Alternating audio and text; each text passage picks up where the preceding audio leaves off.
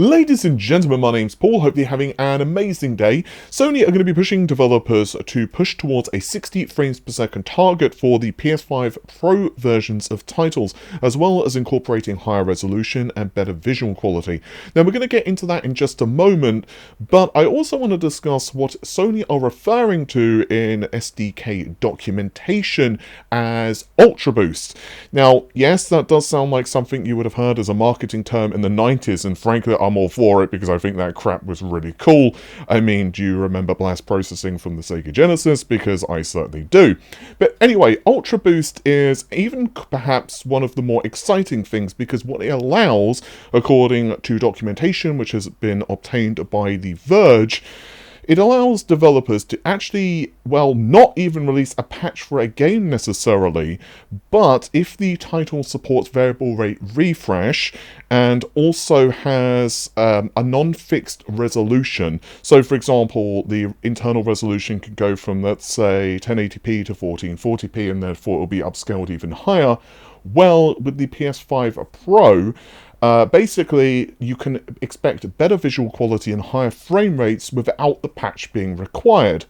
But moving on to if developers do decide to release a patch for a game, or in the future, of course, developers will be required to release essentially a PS5 Pro version, or you can say Trinity Enhanced to use Sony's own wording.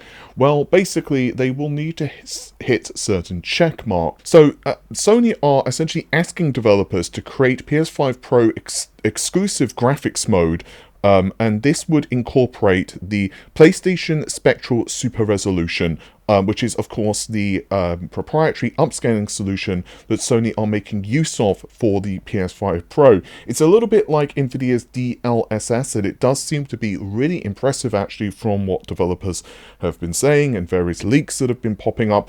And basically, this can go up to 4K 60 FPS as well as ray tracing. Now, the actual meaning of a PS5 Pro enhanced version is a little loosey-goosey. So according to one example from The Verge, the base model PS5 could hit 1080p to 1440p at 30 FPS, but on the PS5 Pro, for example, it could still have a 30 FPS cap, but it may run up to, let's say, 4K. Ultimately, though, from what the documentation is saying, as well as just general leaks online at this point, it does seem that Sony will be pushing developers to really incorporate 60 FPS modes for the PS5 Pro, or to make better use of variable rate refresh, which could, of course, mean that a game on the base model console could run at, let's say, 30 FPS and, let's say, 1440p internal resolution. However, on the Pro, it could run at, let's say, 40 FPS and up to 4K internal resolution.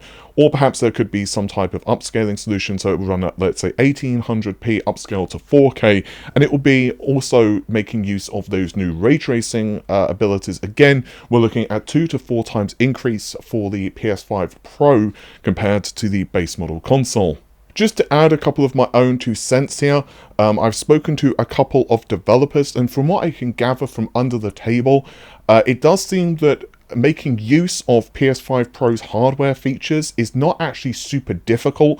Now, if you really want to go into the minutiae and really wrangle every last drop of performance out of a machine, obviously that may be a bit different. However, generally speaking, it's not going to be like learning an entirely new piece of hardware. It's not like it's going to take them like 2 years, basically, is what I'm saying, to kind of get used to the machine. It's going to be like just, well, kind of an extension of what they've already done. And obviously Sony's SDKs and development environment as well are very robust. We've seen that for the PS5. In fact, that's one of the reasons, honestly, that the PS5 versions of a lot of games have had advantages over the Xbox hardware. Obviously, there are technical differences between the Xbox Series X and the PS5 in terms of, let's say, the clock speed of the GPU and lots of other stuff. And some games do benefit from the higher fill rate, for example, the PS5, and vice versa, some of the benefits of the Xbox. And honestly, all of that stuff is way outside the scope of this video to really get too deep into. But also the fact that developers can kind of just somewhat hit the ground running with the PS5 development environment because it's just really easy, and they Sony have a lot of really good profiling tools. If memory serves, it's Razor for the PS5 as well as the PS4. I could be wrong on that. I'm saying that from memory. This is not part of a script or anything like that, so if I screwed that up, I'm sorry. But anyway, from my understanding anyway, the PS5 is really pretty easy to make use of. Again, you can really squeeze a lot out of the hardware if you're willing to kind of just really go into the weeds, but generally speaking, a lot of developers won't need to do that, so it's going to be very interesting to see what Sony's own teams can get out of this machine. I don't think necessarily we're going to see 60 FPS as like the minimum for the PS5 Pro. It will be very intriguing to see what Grand Theft Auto 6 actually hits. Again, I don't want to say whether it will or will not hit 60 FPS on the PS5 Pro, because it's very difficult to even make that as a kind of a guess, because we don't even know what it's going to run at the base machines. Roughly speaking, the CPU is probably still going to hold back certain titles, but we also don't know yet what hasn't been leaked. And to my understanding, there are still, let's say, lack of documentation from some stuff in the PS5 Pro. So it's going to be interesting to see what actually changes.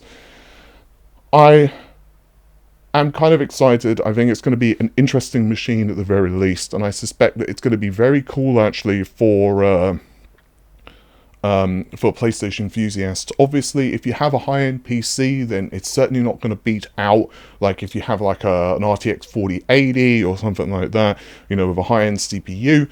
But, you know, for console gaming, it's certainly going to be the best. And until, let's be honest, guys, until the port of Grand Theft Auto 6 hits the PC anyway, it's going to be the best way probably to play the game. I mean, let's just be really blunt. So I suspect even PC gamers who are really interested in Grand Theft Auto, they're probably just going to pick up the PS5 Pro. Let me know if you feel differently, though. With that said, I'm going to let you all go. Take care of yourselves. Have an amazing day. Stay safe. And bye for now.